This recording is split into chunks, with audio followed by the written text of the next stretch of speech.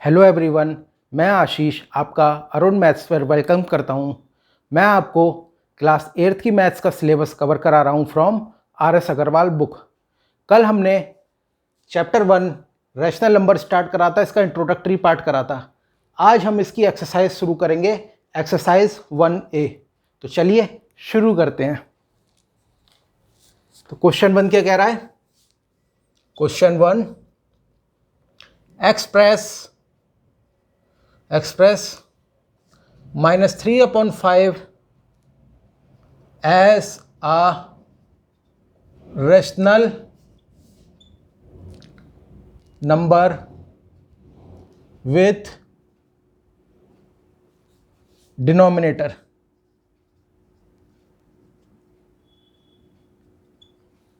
उसका first part है 20। इस क्वेश्चन में बोल क्या रहा है कि ये आपको एक्सप्रेशन दिया है -3/5 एज अ रेशनल नंबर। आपको इसे ऐसे इस तरह से सॉल्व करना है कि आपका डिनोमिनेटर में 20 आए। तो आप देखिए यहाँ पे डिनोमिनेटर में 20 कैसे आएगा। अगर मैं -3/5 जो एक्सप्रेशन दिया है, डिनोमिनेटर में 5 को 4 से मल्टीप्लाई करूँ तो बैलेंस आउट करने के लिए न्यूमरेटर को भी 4 से करना पड़ेगा। अब क्या करेंगे, इसे मल्टीप्लाई कर देंगे तो -12/20। This is your answer. और भी हम सॉल्व कर सकते हैं इसे कैंसिल, लेकिन हम करेंगे नहीं क्योंकि हमें डिनोमिनेटर में 20 लाना है। वो आ गया, हमारी कंडीशन फुलफिल हो गई और यही आंसर है। तो इस पार्ट में जो फर्स्ट क्वेश्चन के ये जो पार्ट है, इसमें आपको ऐसे ही करना है। एक क्वेश्चन और कराता हूं मैं, इसका फोर्थ पार्ट, फर्स्ट का फोर्थ पार्ट। इधर -40 ये कैसे आएगा? एक्सप्रेशन दिया है -3/5, डिनोमिनेटर में हमें -40 लाना है। ये कैसे लाएंगे? देखिए -3/5 मैं ऐसा क्या करूं, 5 में मल्टीप्लाई किससे करूंगा कि -40 आ जाए? आप कहेंगे सर -8 से करिए, और ऊपर भी ऐसे ही करना पड़ेगा फिर -8 से मल्टीप्लाई। तो ऊपर क्या हो जाएगा 24, नीचे क्या आ जाएगा -40। This is your answer. तो मैं आशा करता हूं आपको ये स्टेप समझ में आ गया होगा कि हम कैसे करेंगे ये फर्स्ट वाले पार्ट को, रेशनल नंबर विद डिनोमिनेटर। बाकी इसके जो दो पार्ट हैं वो आप होमवर्क में करेंगे। सिंपल है, जिस तरह ये करें ऐसे ही होंगे। आप भी प्रैक्टिस करिए, थोड़ा आपको ही पता चले कैसे करना है, थोड़ा प्रैक्टिस हो आपकी। आगे बढ़ते हैं। सेकंड क्वेश्चन पढ़िए तब तक।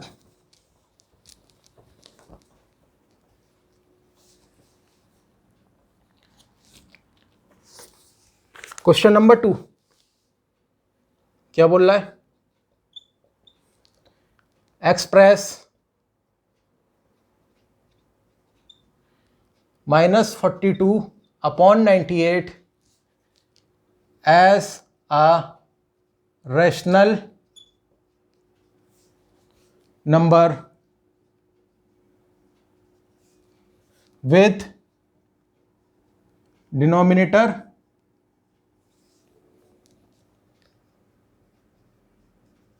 7। This is your question 2। ये एक्सप्रेशन दिया है रेशनल नंबर का, हमें इसको इस तरह से एक्सप्रेस करना है, मतलब सॉल्व इस तरह से करना है कि हमारे डिनोमिनेटर में क्या आ जाए, 7 आ जाए। तो कैसे करेंगे इसमें देखिए, -42/98। अब आप कहेंगे कि सर ये -42/98 है, इसको अगर हम देखें ध्यान से तो इसके किससे डिवाइड हो सकता है? ये दोनों जो न्यूमरेटर डिनोमिनेटर हैं, कौन से एक कॉमन नंबर से ये डिवाइड हो सकते हैं? आप कहेंगे 7 है, 14 है, इससे आराम 2 है। लेकिन हम क्या करेंगे, अगर हमें और सिंप्लीफाई करना है, हमारा आंसर जल्दी आ जाए, तो हम इसे 14 से डिवाइड करके देखेंगे। अगर आप 14 से करेंगे तो आपको पता है 14 1 जा 14, 14 3 जा 42, 14 1 जा 14, 14 7 जा 98। इतनी बात आई आपको समझ में? 7 से भी कर सकते थे, लेकिन एक स्टेप फिर और लंबा हो जाएगा, तो इसलिए डायरेक्ट 14 से कर दिया हमने। तो ये इसे कैंसिल आउट करेंगे, क्या आएगा?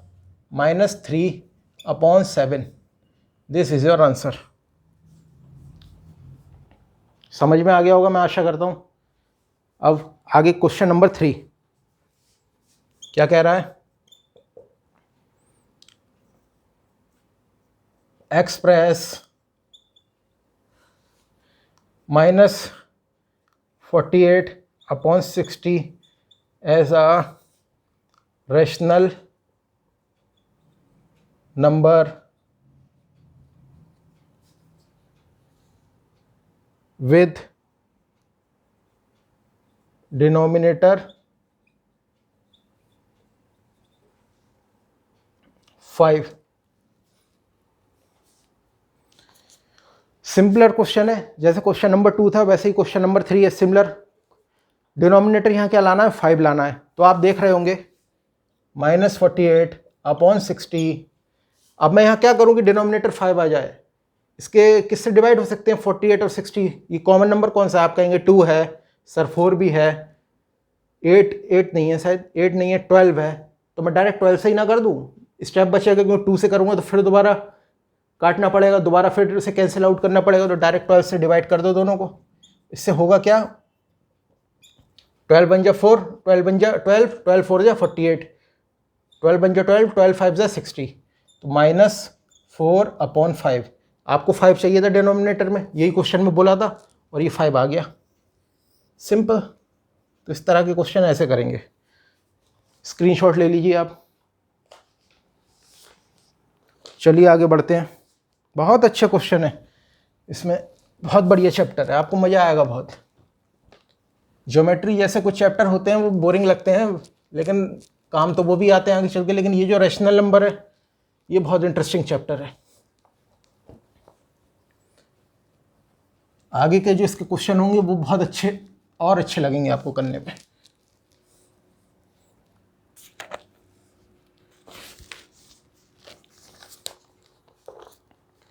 अब नेक्स्ट क्वेश्चन देखते हैं, क्वेश्चन नंबर 4। क्वेश्चन नंबर 4 क्या है, question 4, express -48/60 as a rational number. Sorry, ये तो पिछला ही क्वेश्चन उतार दिया।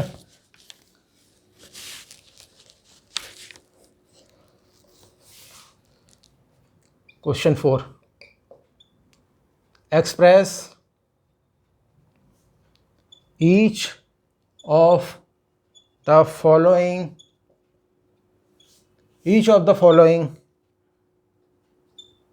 rational numbers in standard form।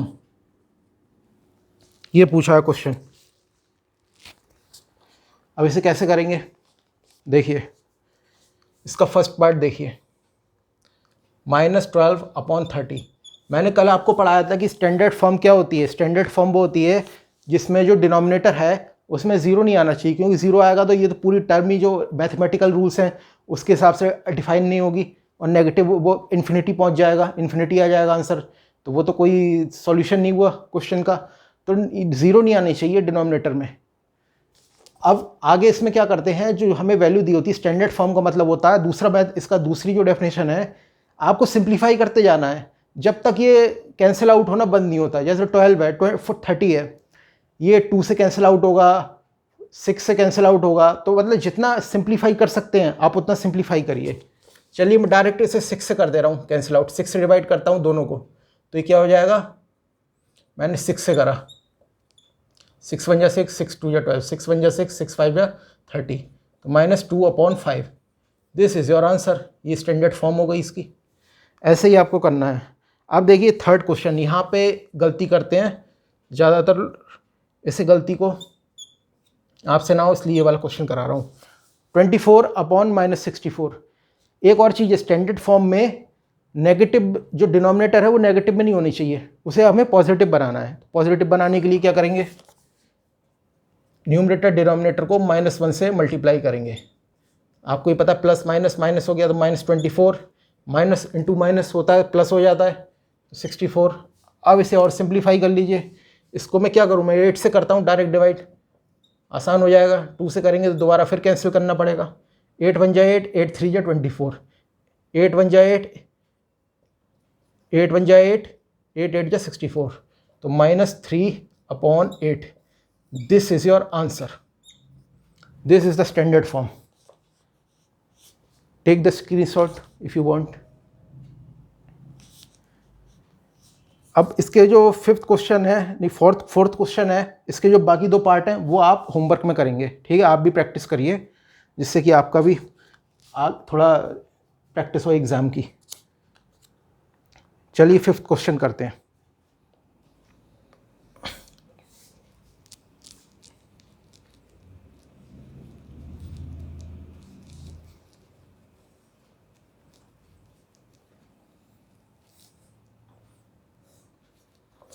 क्या बोल रहा है fifth question?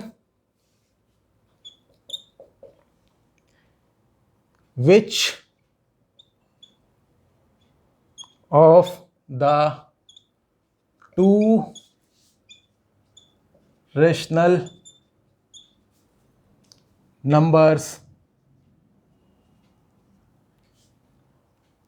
Is greater in standard form.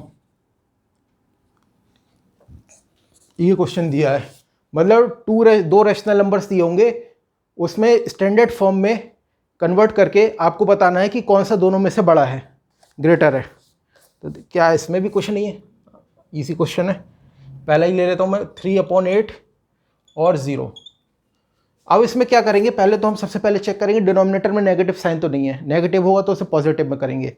यहाँ पे नहीं है नेगेटिव में, डायरेक्ट आप सीधे क्रॉस मल्टीप्लाई करिए। क्रॉस वैसे तो आप देख के भी बता देंगे कि इसमें से ग्रेटर कौन सा है। ये अगर आप इसे डिवाइड करेंगे तो ज़्यादा आएगा, ये बड़ा होगा 0 से, लेकिन फिर भी एक जो प्रॉपर तरीका है वो बता रहा हूँ आपको। क्रॉस मल्टीप्लाई करिए, ये नीचे 1 होगा, 1 अज्यूम कर लिए 1 है। क्रॉस मल्टीप्लाई करेंगे तो क्या आएगा, 3 1 जा ये, और ये 0 × 8, तो 3 8 3 0 0 × 8 0। अब इसमें से क्या बचा बताने, आप देखिए 3 बड़ा है, तो ये किसे रिप्रेजेंट कर रहा है, 3/8 को। तो 3/8 इज ग्रेटर। ये तो चलो सिंपल क्वेश्चन था, आप वैसे भी देख के नॉर्मल बता देते, लेकिन और बड़ा क्वेश्चन होगा तो आप डायरेक्ट नहीं बता पाएंगे, आपको सॉल्व भी करना पड़ेगा पूरा। तो इसलिए मैंने आपको ये प्रॉपर मेथड बताया है। चलिए नेक्स्ट क्वेश्चन पे चलते हैं।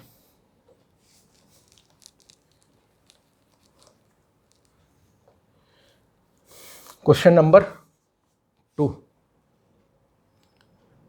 नहीं, क्वेश्चन नंबर 4, इसका फोर्थ पार्ट। क्वेश्चन नहीं, क्वेश्चन नंबर तो 5 है, इसका फोर्थ पार्ट, क्वेश्चन 5 का फोर्थ पार्ट। -5/7 और -4/7। अब इसमें बताना है कौन सा बड़ा है, ग्रेटर। कुछ मत करिए आप, ज़्यादा मत सोचिए, इसे डिवाइड करेंगे तो वो पॉइंट में निकालेंगे, वो लंबा मेथड है। आप सीधे क्रॉस मल्टीप्लाई कर दीजिए, सीधे क्रॉस मल्टीप्लाई करिए। तो ये क्या हो जाएगा, -5 × 7, और ये हो जाएगा -4 × 7, तो ये आएगा -35, ये आ जाएगा -28। कौन सा बड़ा है, यहाँ पे सब ज़्यादातर बच्चे गलती करते हैं। देखिए -35 और ये है -28। आप कहेंगे कि ये 35 ज़्यादा बड़ा होता है 28 से, लेकिन आप ये देखिए नेगेटिव साइन है। जहाँ नेगेटिव साइन होगा तो जो वैल्यू जो छोटी होगी वो आपकी बड़ी वैल्यू हो जाएगी, ठीक है। तो यहाँ पे 28 है, -28 है, -28 ग्रेटर है -32 से। -28 किसे रिप्रेजेंट कर रहा है, -4/7 को, तो -4/7 इज ग्रेटर। ये आपका आंसर हो गया। आपको ये देखना है जो साइन जब नेगेटिव आएगा, दोनों का अगर नेगेटिव है तो आपको जो छोटी वैल्यू होगी, छोटी वैल्यू, वो आपको कंसिडर करनी है ग्रेटर, क्योंकि नेगेटिव लगा है उसके आगे साइन। भाई नुकसान जो है आपका कम होगा तो आप खुश होगे ना, नुकसान ज़्यादा होगा तो आप दुखी होते हो। तो माइनस में है ना, माइनस तो नेगेटिव माना जाता है, यानी नुकसान वाली चीज़।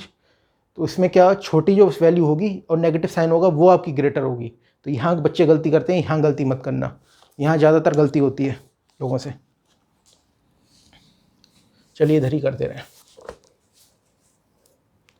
अब नेक्स्ट क्वेश्चन है, इसी का जो पार्ट है, इसका 6th पार्ट, क्वेश्चन 5 का 6th पार्ट, -1/2 और -1। इसको आप, हाँ यही देखिए,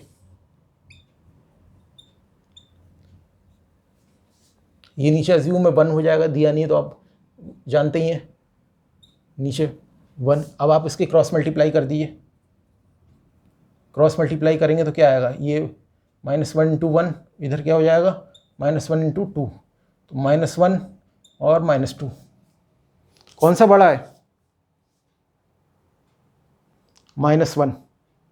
-1 किसे रिप्रेजेंट कर रहा है, -1/2 को। This is your answer.